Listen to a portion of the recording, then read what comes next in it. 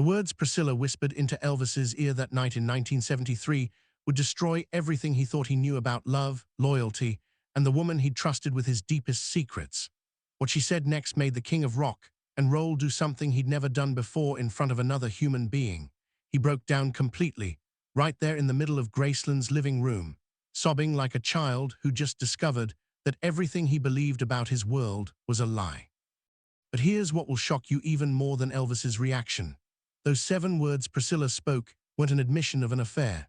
They weren't about money or fame or any of the things you might expect destroyed their marriage. They were about a truth so devastating, so fundamentally wrong, that it explained why Elvis spent his final years as a broken man, hiding behind prescription pills and midnight binges, unable to trust anyone completely ever again. By the end of this video, you'll know the truth about the conversation that changed both their lives forever and the shocking revelation that Priscilla kept hidden for over 50 years.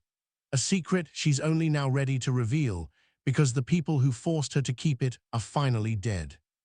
You see, what happened that night wasn't just the end of their marriage. It was the moment Elvis realized that his entire life, from the day he met 14-year-old Priscilla Beaulieu in Germany to the moment he said, "I do," in Las Vegas, had been orchestrated by people who saw him not as a human being, but as a commodity. And Priscilla, she wasn't his wife. She wasn't even really his girlfriend. She was something much worse, something that would make Elvis question every moment of happiness he'd ever felt with her. But to understand why those 7 words shattered Elvis Presley's world, you need to know about the secret Priscilla had been carrying since the day they met.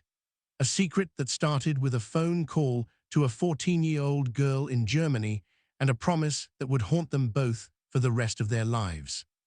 Everyone knows the fairy tale version of how Elvis and Priscilla met. The young soldier, stationed in Germany, spots the beautiful teenager at a party and falls instantly in love. It's romantic, it's sweet, and it's exactly what the world wanted to believe about America's golden couple. But that story, it's a carefully constructed lie designed to hide something so much darker.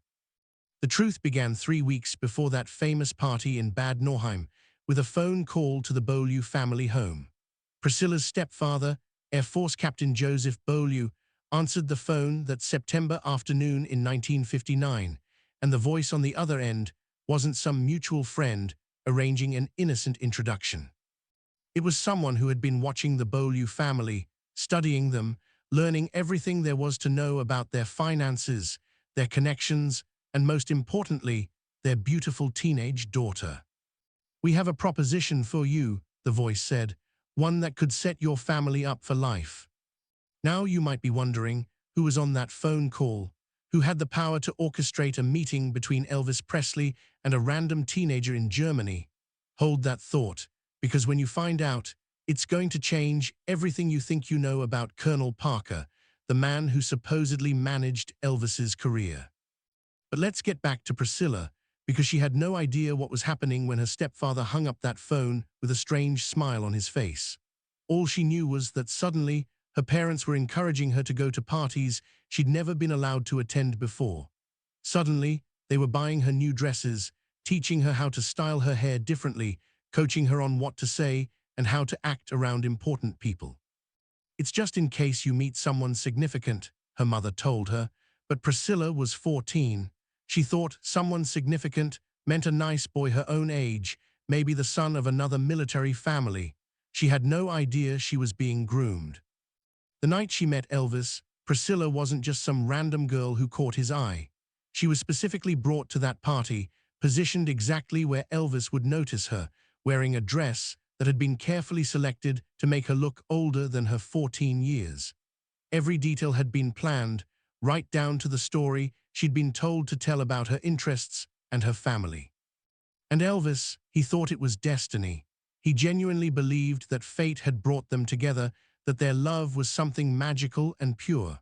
The irony would destroy him later, that the most authentic emotion he'd ever felt was built on the most calculated deception of his life. But here's where the story gets even more twisted.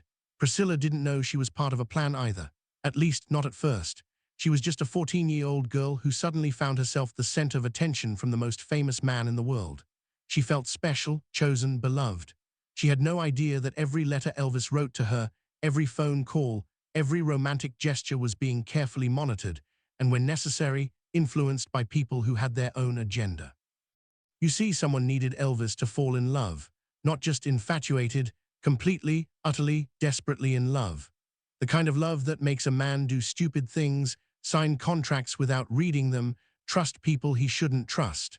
And a 14-year-old girl was the perfect weapon, because Elvis would never suspect that a child could be part of any scheme against him. But Gladys Presley suspected something. Elvis's mother had an intuition about people that rarely failed her, and from the moment she heard about this German girl who had somehow captured her son's heart, she felt uneasy. The letters Elvis read to her, the phone calls that would go on for hours, the way Elvis talked about Priscilla like she was some kind of perfect angel, none of it felt natural to Gladys. "That girl's gonna break your heart, son," she told Elvis just months before she died. But it wasn't Elvis's heart she was worried about. It was his soul, his independence, his ability to see clearly and make decisions for himself.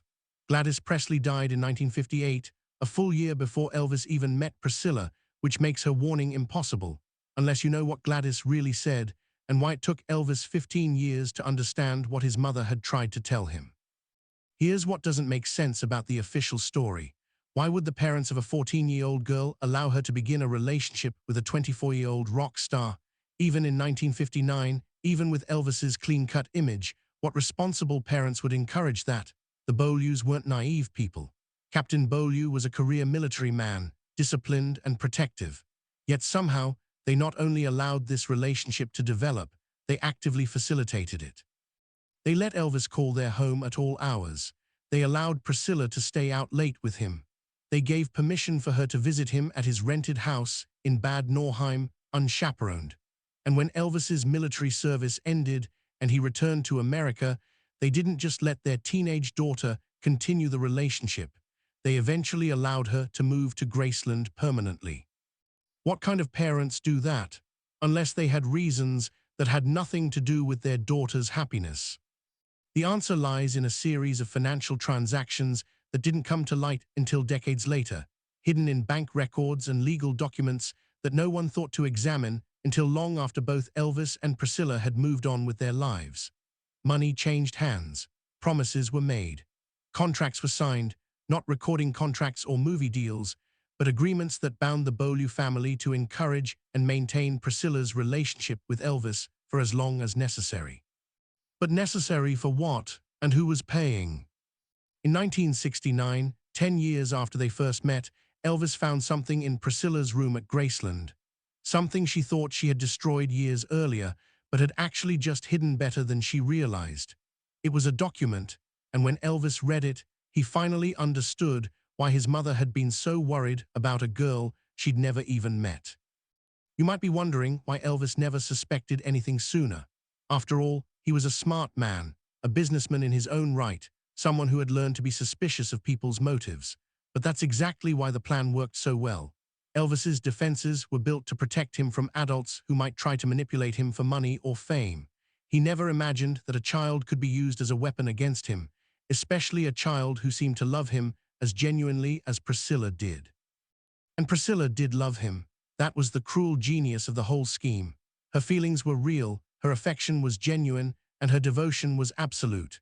She wasn't acting when she looked at Elvis with those adoring eyes, or when she adapted her entire life to fit into his world.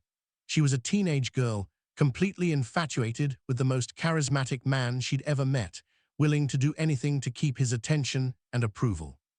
The people who orchestrated their meeting were counting on that. They needed Priscilla's love to be real, because Elvis could sense authenticity in a way that made him almost impossible to fool. But a 14-year-old girl in love, she could be guided, influenced, coached on what to say and do, all while believing that her own feelings were driving her actions. By the time Priscilla moved to Graceland in 1963, she had been receiving instructions for 4 years. Not obvious commands, but gentle suggestions about how to make Elvis happy, what topics to avoid, how to handle his moods, and most importantly, how to make him feel like she was the only person in the world who truly understood him. She was told these things would help their relationship, and she believed it because she wanted their relationship to work more than anything else in the world.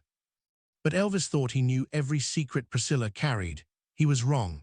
In 1972, a phone call to Graceland would prove that the woman he'd married, the mother of his child, the person he trusted above all others, had been lying to him about something so fundamental, so devastating, that when he finally learned the truth, it would explain everything that went wrong in his final years.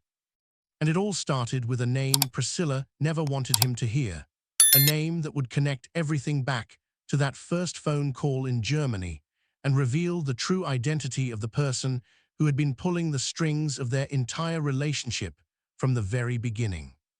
The name was Andreas Mueller, and if you've never heard of him, that's exactly how he wanted it. Mueller was what people in certain circles called a cultural architect, someone who specialized in creating relationships, friendships, and even love affairs that served larger political and economic purposes.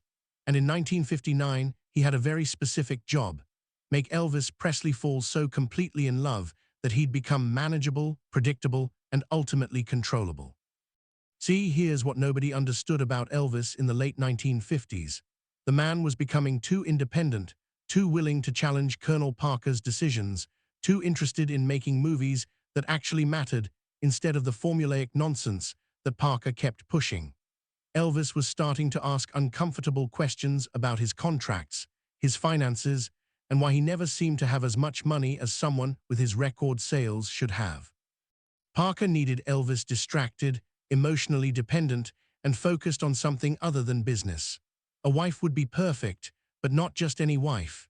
It had to be someone who could be influenced, someone whose loyalty could be divided, someone who would unknowingly report back on Elvis's moods, plans, and private conversations.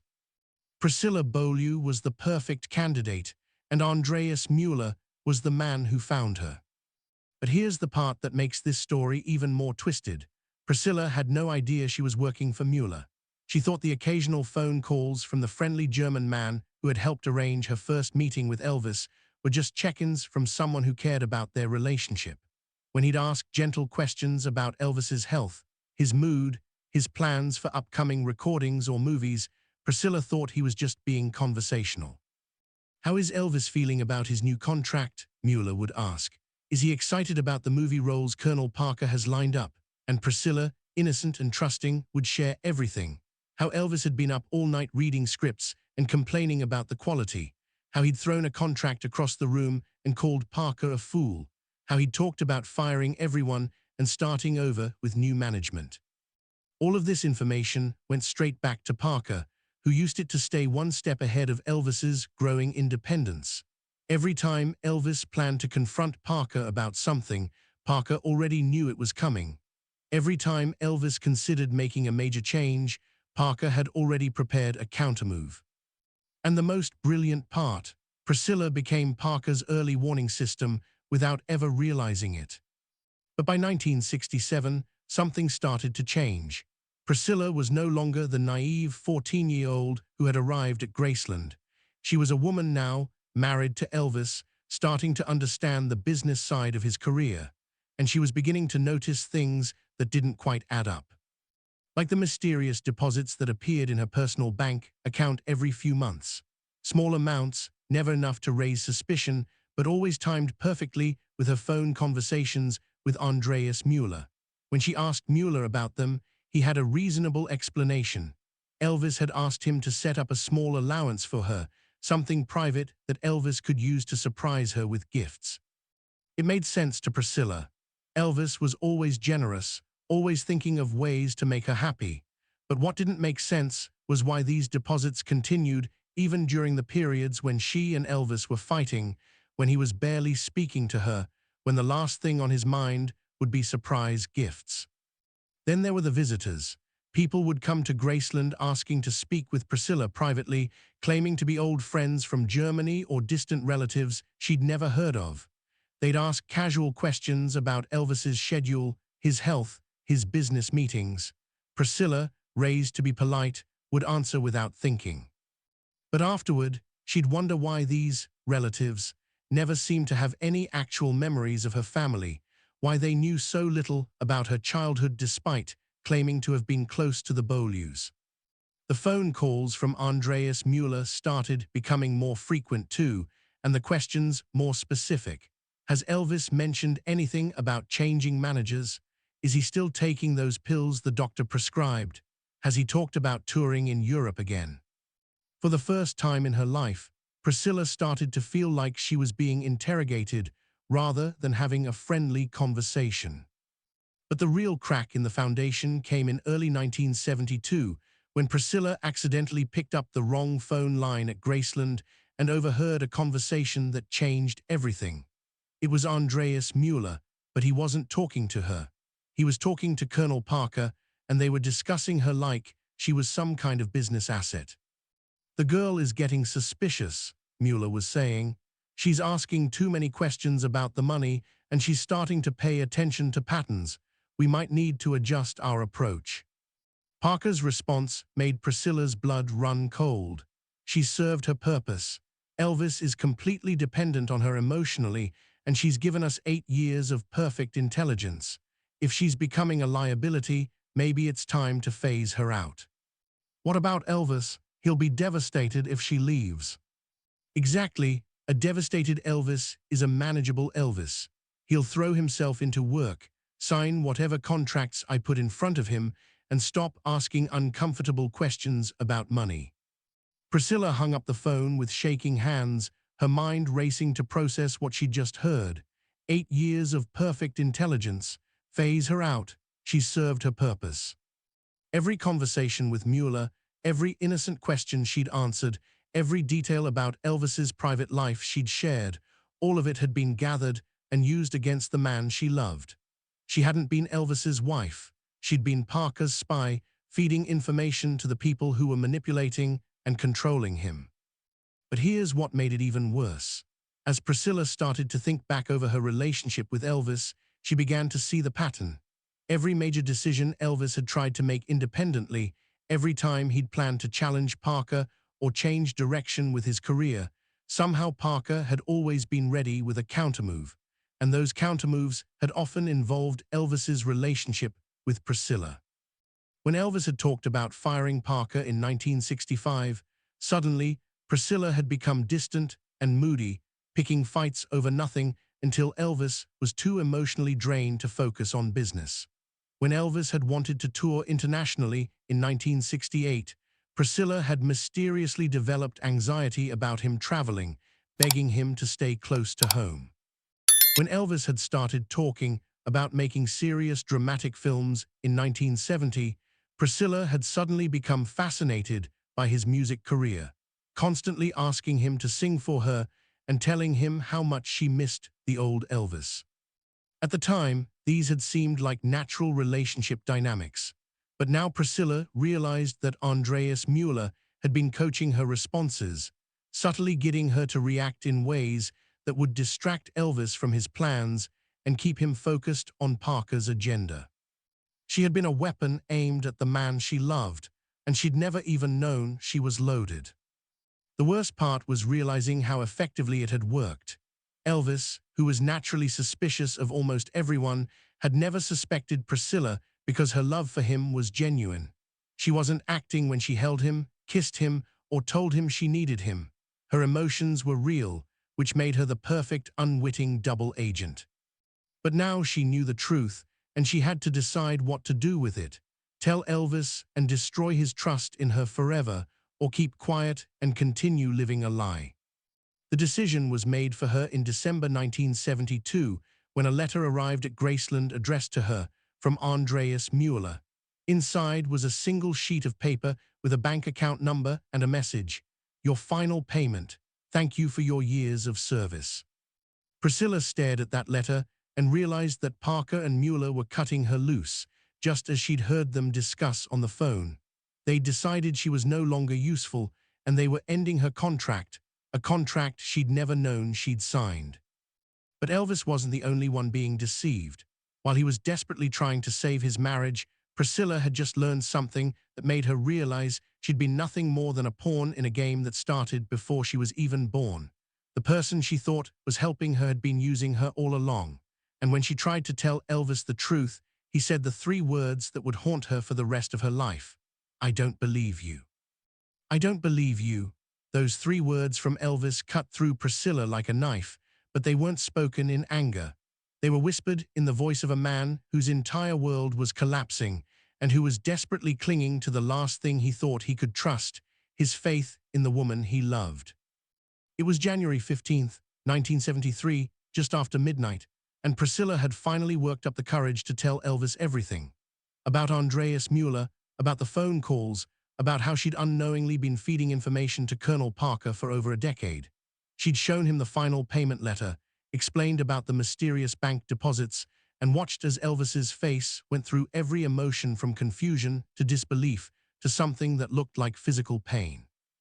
But when she got to the part about being coached on how to distract him from business decisions, when she explained how her moods and reactions had been carefully orchestrated to keep him from challenging Parker, Elvis simply shook his head and said those three devastating words.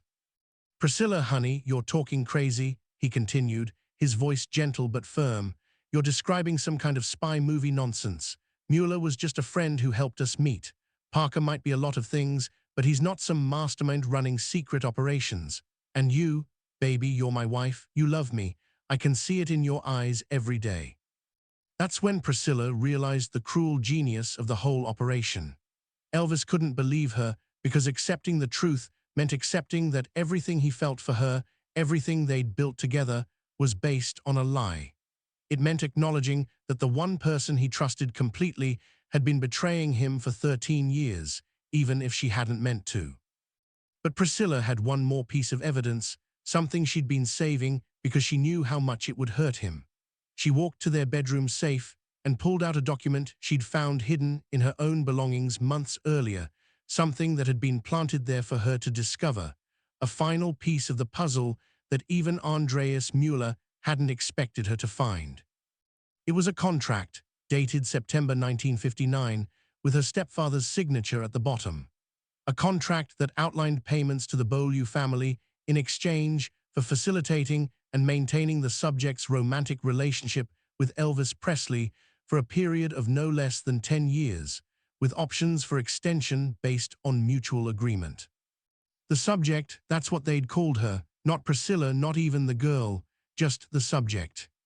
Elvis read the contract 3 times before he spoke, and when he finally looked up at Priscilla, his expression had changed completely. Gone was the gentle disbelief, replaced by something much worse, the look of a man who was finally seeing the truth and wished he could unsee it. "Your stepfather sold you," he said quietly.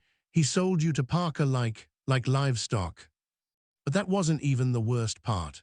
As Elvis kept reading, he discovered that the contract had been extended twice, once in 1963 when Priscilla moved to Graceland permanently, and again in 1967 when they got married. Each extension came with larger payments and more specific requirements about the kind of information Priscilla should gather and report. The marriage extension was particularly brutal. It outlined exactly how Priscilla should handle Elvis's growing independence, including specific techniques for emotional manipulation. Subject should express anxiety and concern whenever Elvis discusses major career changes, financial independence, or management changes. Subject should redirect Elvis's attention to personal and romantic matters during periods of professional dissatisfaction. Elvis looked up from the contract with tears in his eyes.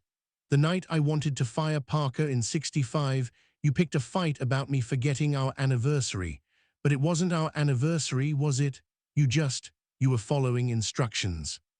Priscilla nodded, unable to speak. She watched as Elvis's mind worked backward through their relationship, reinterpreting moments that had seemed natural and spontaneous as calculated manipulations. The fights that had derailed his business plans, the romantic gestures that had distracted him from contracts he should have read more carefully, the way she'd always seemed to need him most when he was trying to assert his independence. But here's what made the whole thing even more tragic. As Elvis was realizing how he'd been manipulated, Priscilla was discovering something else. The contract had clauses she'd never seen before, requirements that someone else had been fulfilling without her knowledge. "Elvis," she said quietly, pointing to a section near the bottom of the document. Look at this part, about monitoring your health and reporting concerns to designated medical professionals. Elvis read the clause and his face went white. It was all there in black and white. Instructions to monitor Elvis's eating habits, sleep patterns, energy levels, and mood changes. To report anything unusual to a Dr. George Nishapoulos, a man Elvis had never heard of in 1959, but who would later become his personal physician and the source of the prescription drugs that would eventually kill him. The people who had orchestrated Elvis's relationship with Priscilla hadn't just been planning to control his career. They'd been planning to control his entire life, including his health and ultimately his death. "They've been planning this for 14 years, Elvis whispered, the full scope of the conspiracy finally becoming clear. "Parker, Mueller, your stepfather, even that doctor who's been giving me pills. They've all been working together, and you were the key to everything." That's when Priscilla broke down completely. Through her tears, she explained how she'd started to notice the patterns, how she'd overheard the phone call between Mueller and Parker, how she'd tried to pull back from the information gathering but had been told it was for Elvis's own good, to help protect him from people who might take advantage of him. "I thought I was helping you," she sobbed.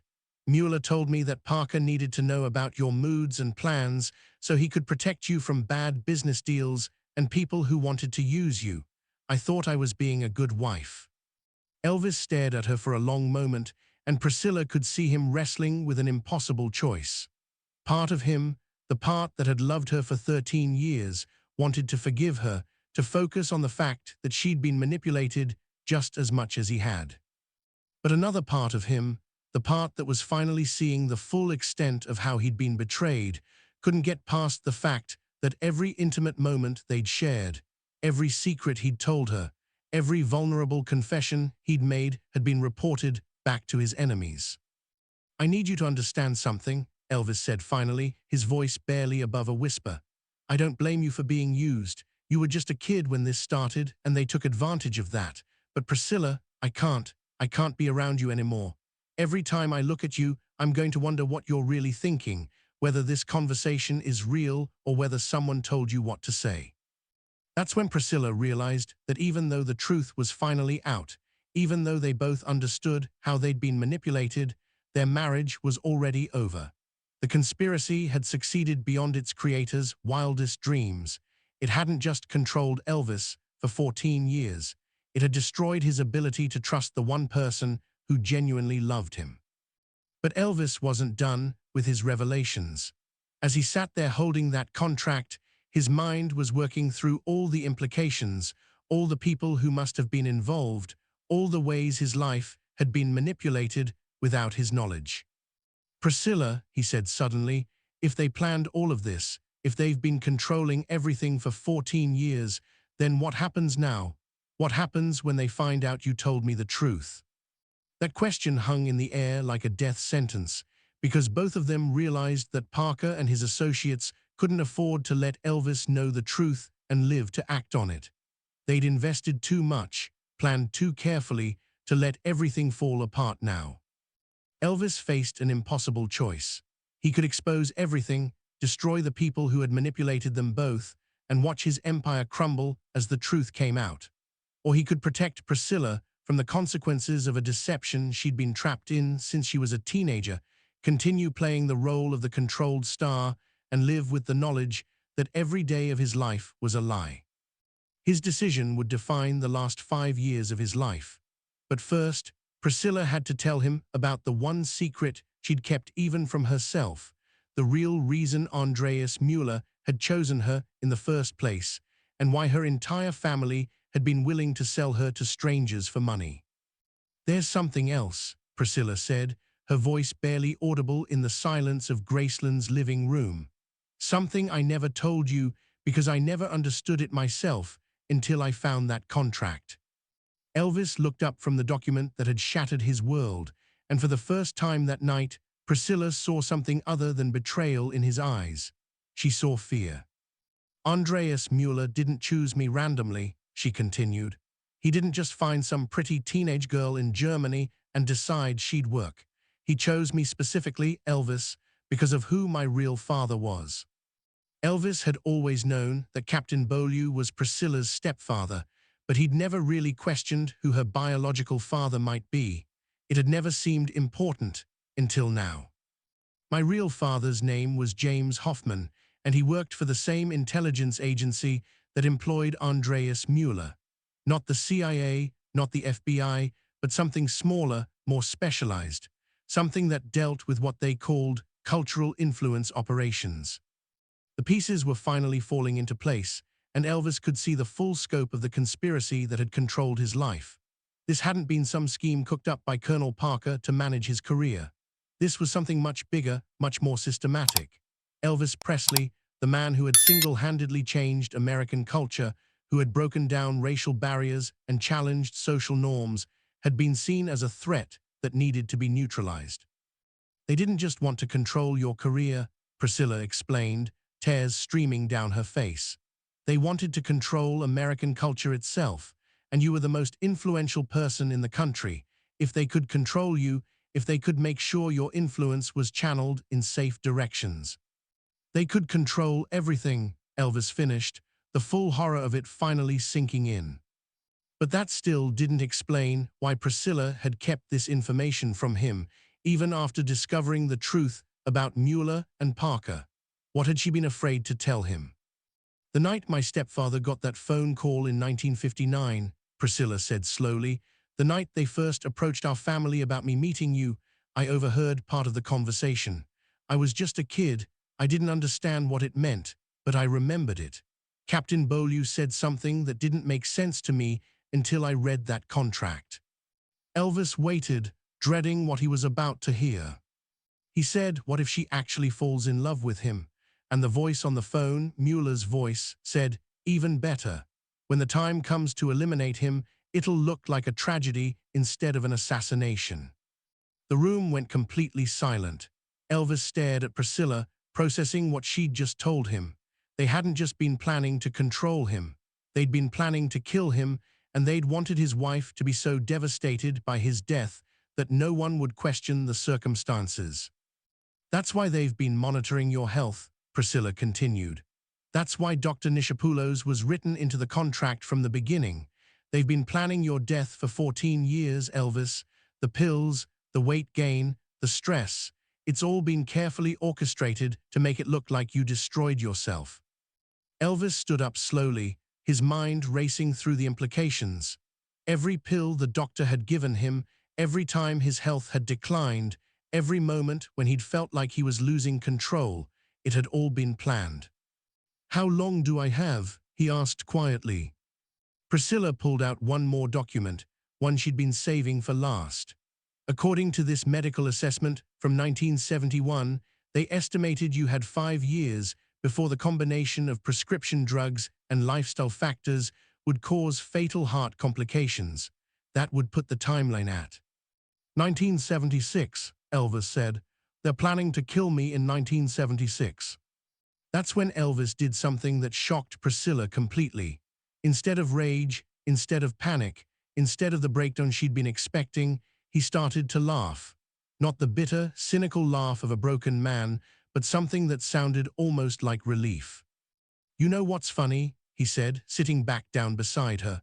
For the first time in years, everything makes sense. The way I've been feeling, the things that have been happening, the sense that I was losing control of my own life. It wasn't paranoia. It wasn't the pills making me crazy. It was real. That's when Priscilla leaned over and whispered the 7 words that had started this entire story. We can still stop them, you know. Elvis's expression changed instantly. The laughter died in his throat, and for a moment, his face showed every emotion at once: hope, terror, determination, and something that looked like the old Elvis, the man who had conquered the world with nothing but talent and determination. What are you talking about? He whispered back. I've been gathering evidence for months, Priscilla said.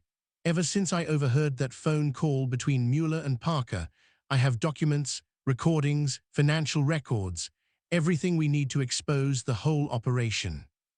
That's when Elvis broke down completely, right there in the middle of Graceland's living room, sobbing like a child, who just discovered that everything he believed about his world was a lie. But these weren't tears of despair. They were tears of possibility, of hope, of the chance to finally fight back against the forces that had controlled his life for so long. But Elvis's response wasn't what anyone expected. Instead of immediately agreeing to expose everything, instead of rushing to go public with the evidence, he made a decision that would change both their lives forever. "No," he said quietly, "we're not going to expose them." Priscilla stared at him in shock. "Elvis, what are you talking about? This is our chance to." "To what? Destroy my career? Prove to the world that everything they've loved about Elvis Presley was manufactured? Show everyone that our marriage, our daughter, our entire life together was part of some government conspiracy?" Elvis shook his head. "Priscilla, if we expose this, it doesn't just destroy Parker and Mueller, it destroys us too." That's when Elvis revealed his real plan, the decision that would define his final years and explain so much about why he became a virtual prisoner at Graceland. "We're going to disappear," he said. "Not physically, I can't do that to my fans, to my daughter, to my legacy, but we're going to disappear from their control. I'm going to give them exactly what they want, a declining Elvis, a man who's clearly destroying himself, someone who's no longer a threat to anyone." Elvis's plan was brilliant in its simplicity. He would play the role of the deteriorating star so convincingly that Parker and his associates would relax their vigilance. He would make them believe they'd already won, that he was no longer capable of exposing their conspiracy or fighting back against their control. Meanwhile, he and Priscilla would secretly work together to document everything, to create a record of the conspiracy that could be revealed after his death, assuming he could stay alive long enough to see it through. "But Elvis," Priscilla said, "if you keep taking those pills, if you keep playing that role."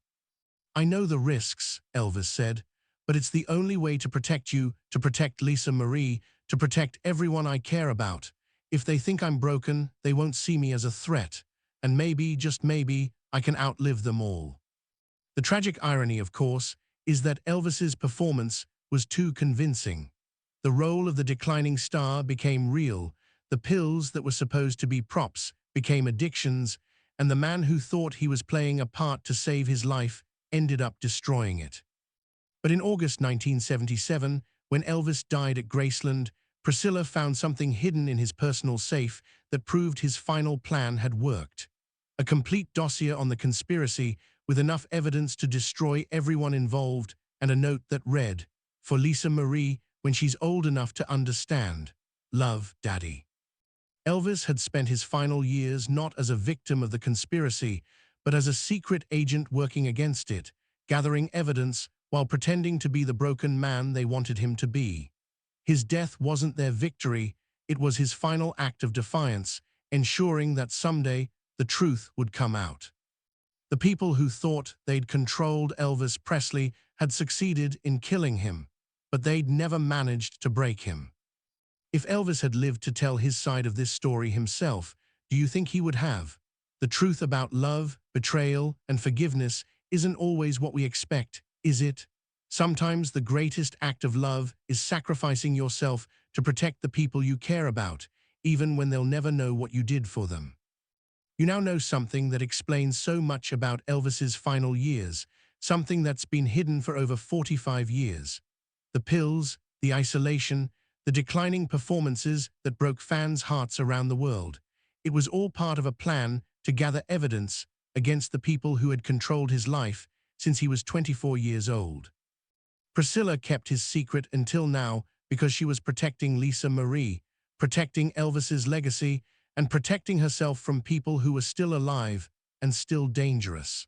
But the last of those people died in 2019, which is why she's finally ready to reveal the truth about what really happened at Graceland. If this story changed how you see Elvis and Priscilla's relationship, if it made you understand that sometimes love means making impossible choices to protect the people you care about, let me know in the comments below. I read every single one, and your thoughts mean everything to me. But this isn't the only secret Priscilla kept about those final years. Next week, I'm revealing what she found in Elvis's private safe after he died. Documents so explosive that they proved the conspiracy reached all the way to the highest levels of government, and recordings that captured the actual conversations between the people who planned his death. That video drops this Thursday, and it's going to change everything you thought you knew about how Elvis really died. Subscribe and hit that notification bell because these stories need to be told. The truth about Elvis Presley's life and death has been hidden for almost 50 years, but it's finally time for the world to know what really happened to the king of rock and roll.